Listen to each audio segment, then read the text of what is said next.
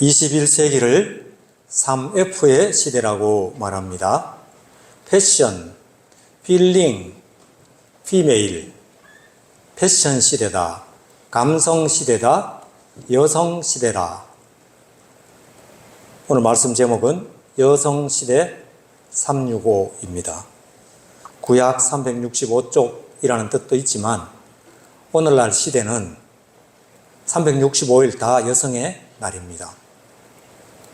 우리 교회도 여성이 없으면 교회 전혀 안 돌아갑니다. 주방만 안 돌아가는 게 아니고요. 예배 안 돌아갑니다. 지금 방송실도 이 목사님 사모님이 지금 담당하고 계세요. 여성 없으면 안 돌아가는 교회. 시대적으로 너무너무 시대 상황을 잘 반영한 교회가 우리 교회다 생각. 패션 시대라고 하는데요. 기능보다는 패션을 중요시하는 시대. 요즘 젊은 사람들에게 BMW 자동차 왜 사냐 물으면 엠블렘이 예쁘잖아요. 예쁘죠. 기능에 별 관심 없습니다. 브랜드, 특히 그 엠블렘, 이런 패션을 좋아합니다.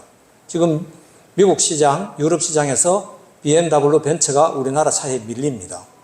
특히 전기차는 압도적으로 밀립니다. 기능이 우리나라를 못 따라갑니다. 그런데 대한민국에서는 여전히 패션을 귀하게 생각합니다. 두 번째가 필링. 이 시대는 옳고 그르고에 대해서 별로 관심 없습니다. 내 마음에 들어야 돼요. 내 마음에 안 들면 무조건 싫고 무조건 반대고. 그래서 요즘 말조차도 좋다 그러다도 판단 못 해가지고 좋습니다 싫습니다도 아니고 좋은 것 같아요, 괜찮은 것 같아요, 전부 느낌을 이야기하는 시대. 사실은 사사시대가 그런 시대였습니다. 자기 마음에 들면 하나님 말씀 옳고 그르고는 아무 상관이 없고 자기 마음에 내키는 대로 행했던 시대, 사사시대. 어떤 의미에서는 그런 시대가 유토피아입니다. 내 하고 싶은 대로 내 마음대로 할 수 있는 그런 시대가 유토피아죠. 그런데 모든 것을 할 수 있다고 그게 복이 아닙니다. 인간은 할 수 없어야 하나님을 찾습니다. 내 마음대로 할 수 있는 그건 복이 아니고 그 시대가 가장 암흑의 시대였어요. 세 번째가 여성시대인데 여성시대라는 것은 옛날에 나왔던 잡지 이름이랍니다. 여성동화, 여원, 여성중앙 이런 일이 있지만 여성시대라는 이름은 탁월한 이름. 과거에는 여성의 날이 없었기 때문에 365일 남성의 날이라서 여성시대라는 말을 썼지만 지금은 MBC 라디오에 가수 양현 씨가 진행하는 최장수 프로그램입니다. 51년 되었다고 합니다. 여성시대. 그런데 지금은 오히려 남성이 역차별 당한다고 합니다. 오죽하면 미국 같은 데서도 아버지 날을 따로 만들었겠습니까? 그리고 365일 어린이날이에요. 그러니까 이제는 어른이 날을 만들어야 될 만큼 지금은 시대가 그런 시대가 되었다. 오늘 본문에도 보니까 하나님께서 여성 드보라를 사사로 부르셨습니다. 드보라는 용사도 아니고 힘이 있는 것도 아니고 그런데 5장에 나오면 드보라와 바락의 노래라는 장면이 나옵니다. 거기 6절에 보면 삼갈의 날 또는 야엘의 날에는 대로가 비었고 길의 행인들은 오솔길로 다녔도다. 너무너무 겁이 나가지고요. 대로로는 사람들이 안 다녔어요. 우리도 그렇지 않습니까? 우리도 그 일본 강점기에 일본 사람들 다니는 길에는 가능한 안 다녔습니다. 함부로 다니다가 괜히 잘못해서 큰일 당하니까. 사람들이 오솔길로 다니는 이 시대에 하나님이 부르신 사람은 드보라였습니다. 왜 드보라를 불렀었을까? 아무도 알지 못합니다. 거기 위대한 남성들이 없었을까요? 그렇지 않습니다. 드보라가 믿음이 있는 사람이었기 때문에. 이 당시에 믿음이 있는 사람이 잘 없었다. 두 번째, 하나님의 부르심은 먼저 부르심이 있고 그 다음에 능력을 주세요. 우리 찬송할 때도 부르신 곳에서 나는 예배하리. 하나님의 부르심이 먼저 있습니다. 예배 자체가 하나님의 부르심이에요. 우리가 예배 드리고 싶다고 와서 드리는 게 아니고요. 세상 종교의 제사는 내가 나와가지고 신에게 뭘 올립니다. 향을 올리거나 막 초혼을 하죠. 주여 주여 부르면 자기들이 주가 옵니다. 성경의 제사는 그런 제사가 아니에요. 우리가 주여 주여 부르는 제사가 아니고 하나님이 눈을 뜨고 찾고 찾으시는 제사예요. 그 한 사람, 하나님의 진리와 영으로 그 예배하는 그 한 사람을 하나님이 찾고 부르시죠. 그리고 하나님의 부르심이 문제예요. 빌립보서 2장 13절에도 너희 안에서 행하시는 이는 하나님이시니 자기의 기쁘신 뜻을 위하여 너희에게 소원을 두고 행하게 하시나니 하나님이 먼저 우리에게 소원을 두세요. 그게 우리에 대한 부르심입니다. 각자에게 부르심이 있습니다. 그 부르심이 집안에서도 있고 사회에서도 있고, 그런데 나를 부르셨다고 나 혼자 일하게 하시느냐? 그렇지는 않습니다. 하나님께서 나를 부르신 후에 사람을 또 붙여주십니다. 그러니까 내게 부르심이 있으면 그 다음에 반드시 하나님이 사람을 붙여주시는데, 사탄도 똑같습니다. 사탄이 누구를 쓸 때 혼자 씁니까? 그렇지 않습니다. 반드시 사람을 붙입니다. 연합하도록 만듭니다. 계시록에 잘 나와 있습니다. 그런데 사탄에게 쓰임받았던 교회, 음녀 아닙니까? 나중에 어떻게 된다고요? 하나님께도 버림을 받고 짐승에게도 버림을 받습니다. 우리가 하나님께 쓰이고 나면 세상으로부터는 미움받을지 모르지만 마지막 승리의 날에 하나님께서 완전히 우리를 환영해 주신다. 오늘 본문에 보니까 드보라가 사사로 부름을 받았는데, 드보라가 이제 바락을 부릅니다. 바락에게 5절입니까? 5절에 바락을 불러서 이스라엘의 하나님 여호와께서 이같이 명령하지 아니하셨느냐? 너는 납달리 스불론 10,000명을 이끌고 다볼산으로 가라. 하나님이 너를 부르셨고 다볼산으로 가면 야벤의 군대 장관 시스라와 그의 무리를 내 손에 넘겨주리라. 하나님께서 너에게 승리를 주겠다고 지금 약속을 하세요. 그 부르심이에요. 그러니까 드보라가 혼자 일하지 않죠. 드보라 주변에 바락이라는 위대한 믿음의 사람, 저 뒤에 가면 히브리서 12장에 가면 잘 나와 있습니다. 믿음의 사람 바락이 있었다. 그런데 이 바락이 뭐라고 합니까? 바락이 아멘, 하나님께서 내게 붙여주셔서 감사합니다, 이렇게 갔으면 얼마나 좋았을까요? 그런데 그렇게 말 안 하고 만일 8절입니다. 당신이 나와 함께 가면 내가 가리니 당신이 나와 함께 가지 아니하면 나도 가지 아니하겠노라. 왜 이런 말을 했을까요? 첫 번째는 믿음이 없어서, 하나님의 명령이 떨어졌는데도 믿음이 없는 거예요. 나는 믿음이 부족하니까 믿음 있는 당신이 함께 가줬으면 좋겠습니다. 좋은 뜻이죠. 속으로 이렇게 생각했을지 모릅니다. 하나님이 왜 이렇게 복잡하게 일을 하시나? 내가 장군인데 나를 처음부터 안 부르시고 왜 드보라를 불러가지고 또 드보라 시켜서 나를 부르시나? 속으로 그런 생각했는지 모르겠어요. 그렇지만 바락은 그렇게 말하지는 않았어요. 아, 하나님이 세우신 저 믿음의 사람, 전쟁에는 도움이 전혀 안 되는 사람, 그러나 저분이 나와 함께 가면 내가 승리할 수 있다. 아, 이것도 믿음 아닙니까? 그러니까 나는 믿음이 부족하지만 나는 전쟁에는 능하고 저분은 믿음이 있으니까 저 믿음의 사람과 함께 가면 내가 승리하겠다. 이런 믿음을 가지고 반쪽짜리 믿음이라고 이야기합니다. 자, 반쪽짜리 믿음을 가지고도 바락은 갔습니다. 그게 중요합니다. 드보라는 어떻게 했습니까? 네가 남자가 돼가지고 하나님이 너에게 시스라를 넘겨주시겠다고 하는데도 가지도 못하고 칠칠치 못하게 이렇게 말하지 않았어요. 드보라도 아, 저분이 지금은 믿음이 부족하구나. 드보라는 전쟁에 대해서 아무 전략이 없습니다. 바울이 그랬죠. 바울의 선교 전략에 대해서 공부를 해보면 그 학자들은 바울의 선교 전략은 무전략이다. 무전략이 바울의 전략이에요. 왜? 하나님께서 이끄시는 대로 가는 사람이기 때문에. 그래서 로마서를 자세히 읽어보면 바울이 계획했던 계획은 하나도 이루어지지 않아요. 나는 이렇게 계획했지만 하나님이 이 길로 이끄시면 그 길에서 하나님을 뜻을 찾는 사람이 바울이었어요. 드보라 마찬가지입니다. 전쟁에 대해서는 아무 전략이 없는 사람. 그런데 장군이 가자 하니까 아이고 남자가 돼가지고 쫄장부처럼 이런 말을 하지 않고 가자니까 또 하나님이 필요로 하시나 보다. 갔지만 뭐라고 말합니까? 내가 너와 함께 가기는 하지만 네가 이번 전쟁을 통해서 영광은 얻지 못하리라. 왜? 믿음으로 영광을 얻는데 지금 바락이 그 믿음이 없는 거예요. 그 영광은 하나님이 딴 사람에게 주시겠다. 그 딴 사람이 누구였습니까? 야엘이라는 헤겔의 아내 야엘. 그 야엘이 어떻게 한다고요?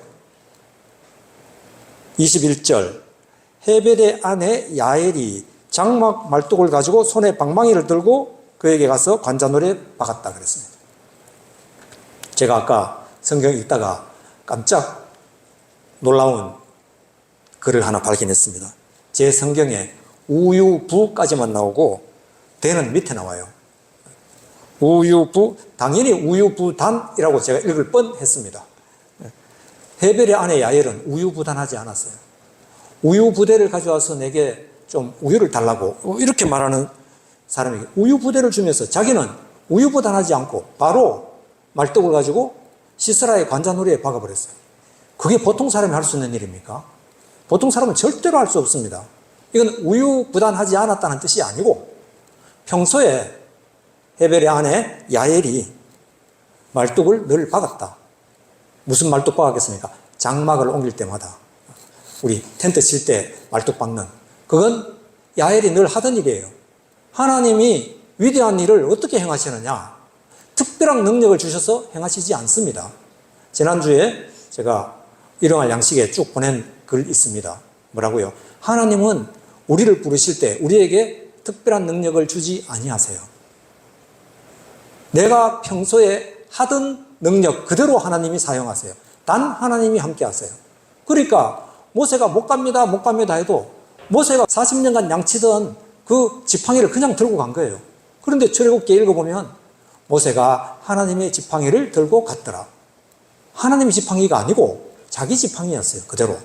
그걸 금지팡이로 바꿔주거나 뭐 특별한 은사를 더 주거나 그렇게 하지 않았어요. 그냥 있는 대로. 그래서 삼갈의 날 할 때 삼갈도 마찬가지입니다. 소모는 막대기. 그 막대기를 가지고 블레셋 철제 무기를 가지고 있는 블레셋 사람 600명을 쳐 죽이는 네가 평소에 사용하던 걸 써라. 그래서 헤벨의 아내 야엘도 평소에 늘 장막 말뚝을 박았던 사람이니까 그걸 가지고 하나님의 일을 하게 되었다. 그래서 영광은 누가 받았다고요? 전체 승리는 했지만 장수는 바락이었지만 영광은 헤벨의 아내 야엘에게 돌아갔습니다. 하나님의 전쟁은 하나님이 하세요. 그런데 부르셨다는 것은 내게 대단한 기회예요. 싸움은 하나님이 하시는데 하나님이 왜 우리를 부르십니까? 하나님의 영광에 참여하도록. 그래서 오늘 5장까지 다 봐야 되는데요. 잠시 읽으면 5장에 보면 13절 그때 남은 귀인과 백성이 내려왔고 여호와께서 나를 위하여 용사를 치시려고 내려오셨도다. 하나님이 전쟁을 하세요. 그랬는데 에브라임에게서 나온 자들은 아말렉에 뿌리 박힌 자들이요 베냐민은 백성 중에서 너를 따르는 자들이요 마길, 스불론 이런 데서는 아주 대장부들이 내려왔습니다. 내려와서 함께 했습니다. 이사갈의 방백들도 드보라와 함께 바락을 따라서 골짜기에 달려 내려갔다. 여러 지파들 베냐민, 에브라임, 마길에서 사람들 스불론, 이사갈 목숨 걸고 내려온 사람이 있습니다. 특히 스불론은 18절에 보면 죽음을 무릅쓰고 목숨을 아끼지 아니한 백성이요 납달리도 들에 높은 곳에서 그러하였도다. 지금 여기에 지파의 절반 정도는 목숨 걸고 전쟁했습니다. 그런데 어떻게 됐다고요? 15절에 보면 르우벤의 시냇가에서 큰 결심이 있었도다. 네가 양의 우리 가운데 앉아서 목자의 피리 부는 소리를 들으면 어찌 됨이냐. 르우벤 시냇가에서 큰 결심이 있었도다. 르우벤은 큰 결심을 했다는 말이 2번 나옵니다. 큰 결심이 뭡니까? 회의를 많이 했다는 뜻입니다. 주의 일을 하는데 여러분 회의 길게 한다. 그건 이미 틀린 거예요. 90년대에 삼성에서는 스탠드 회의라는 게 생겼습니다. 스탠드 회의가 뭔지 아세요? 차 한 잔 들고 앉아서 회의하지 말라는 거예요. 스탠드 회의를 하면 어떤 일이 벌어집니까? 서서 회의하니까 차 한 잔 뽑아가지고 들고 회의하면 1시간 이상 못합니다. 회의 길게 하면 사람들이 회의감이 든대요. 무슨 교회 일을 하는데 그렇게 따질 게 많고 혼자 발언을 2시간씩 하는 사람도 있습니다. 질립니다. 로벤이 그랬어요. 옳다 그르다. 한쪽에서는 피리 불고 양이 목동이 지금 양치고 있는 그 소리를 들어가면서 모여서 회의하고 큰 결심을 2번이나 했어요. 그러는 동안에 전쟁이 끝나버렸어요. 하나님의 일은 그렇게 하는 게 아닙니다. 하나님의 일은 일단 가면서 생각하는 거예요. 일단 가면서 하나님 뜻이 어디 있는지를 알아보는 거예요. 로벤은 그랬습니다. 그리고 길르앗은 요단강 저편에 거주하며, 길르앗은 요단강 동편 지역을 말합니다. 그쪽 지역에 있는 사람들 이해가 됩니다. 요단강을 다 건너와야 되니까 쉽지 않았다. 그렇다 치더라도 다는 배의 머무름이 어찌 됨이냐. 17절. 배에서 뭐 있겠습니까? 그 해운업을 한 거예요. 지금 이 물건 실어 가야 되는데 납기일이 다 됐는데 지금 가서 전쟁하면 우리 소는 누가 키우냐. 지금 그런 이야기예요. 그러니까 내 먹고 사는 문제 때문에 하나님이 일에 소홀한 사람을 여기서는 단이라고 합니다. 아셀은 해변에 있으며 자기 항만에 거주하는도다. 해변에서 뭐 했게요? 물론 우리 해변에 놀러도 가고 해수욕도 하고 쉬어야 될 때는 쉬어야 됩니다. 지금 전쟁이 났는데 아직도 해변에서 안 돌아오고 있는 거예요. 그런 사람들이 있더라. 그런데 특별히 저 뒤에 가면 23절 여호와의 사자의 말씀에 메로스를 저주하라. 너희가 거듭 그들을 저주할 것은 그들이 와서 여호와를 돕지 아니하며 여호와를 도와 용사를 치지 아니함이니라. 하나님의 전쟁이 있는데 하나님과 함께 하지 아니한 것, 이게 죄 중에 죄다. 지금 누구와 싸워야 됩니까? 사탄과 싸워야 되는 거예요. 신약 성경에도 너희가 죄와 싸우되 피 흘리기까지 싸우지 않고, 죄와 피 흘리기까지 싸워야 되는데 지금 형제와 싸우려고 하는 이런 정신 나간 사람들은 저주하고 저주할지어다. 하나님 편에 서지 않은 것 자체가 저주받을 일이에요. 말씀을 맺겠습니다. 하나님의 전쟁은 하나님이 하세요. 쭉 읽어보면 5장에 보면 기손강은 그 무리를 표류시켰으니, 왜 그 사람들이 무깃도 물가 거기 나와가지고 기손강 옆에 나와서 전쟁을 했는데 그 평지입니다. 평지에서 싸우면 이 병거 있는 쪽이 유리하잖아요. 막 산지에서 싸우면 활 이런 걸로 싸우는데 자기들 가장 유리한 지역을 택해가지고 싸웠는데 이들이 왜 걸어서 도망갔겠습니까? 기손강이 범람한 거예요. 역사에 이런 일이 몇 번 있었습니다. 실제로. 범람을 해버리니까 그 옆에 땅이 전부 다 진흙탕이 돼버린 거예요. 그러니까 철병거가 무용지물, 걸어서 도망가도록. 진짜 큰 전쟁은 하나님이 다 하셨어요. 그런데 영광은 누구에게 돌아가느냐? 목숨 걸고 내려왔던 스불론, 납달리 이런 사람들에게 하나님이 영광을 주시고, 내려오지 않았던 사람들은 거듭 저주를 하셨다. 여러분, 우리 전쟁은 굉장히 쉬운 전쟁이에요. 그냥 하나님 편에 나오면 됩니다. 하나님 앞에 나와서 그냥 함께 하면 됩니다.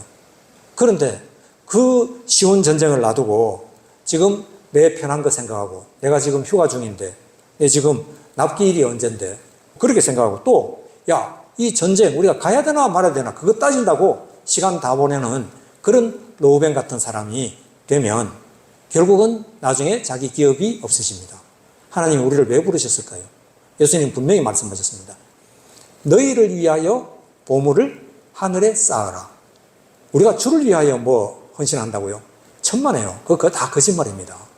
주를 위하여 헌신할 필요가 없어요. 하나님의 전쟁은 이미 하나님이 다 이겨놓으셨어요. 우리가 말은 헌신한다고 하지만 나의 몸, 시간, 재물, 정성, 마음 이런 것 드리는 것은 결국은 누구를 위한 겁니까? 너희를 위하여 보물을 하늘에 쌓아라.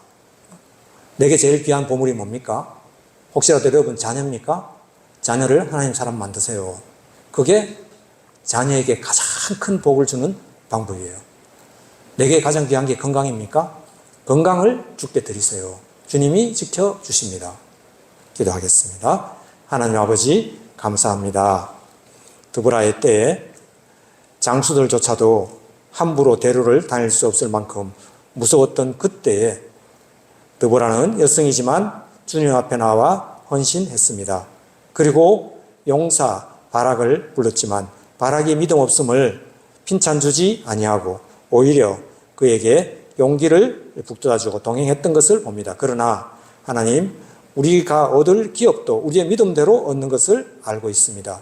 우리의 믿음이 반믿음이 되어서 반쪽 기업을 얻지 않게 하시고 스불론, 납달리처럼 죽음을 무릅쓰고 목숨을 아끼지 아니하고 주의 전쟁, 죄와 싸우되 피 흘리면서까지 싸우는 그 전쟁에 앞장서기를 원합니다. 그리하여 변치 않는, 흔들리지 않는 놀라운 기업을 다 얻는 저희가 되게 하여 주옵소서.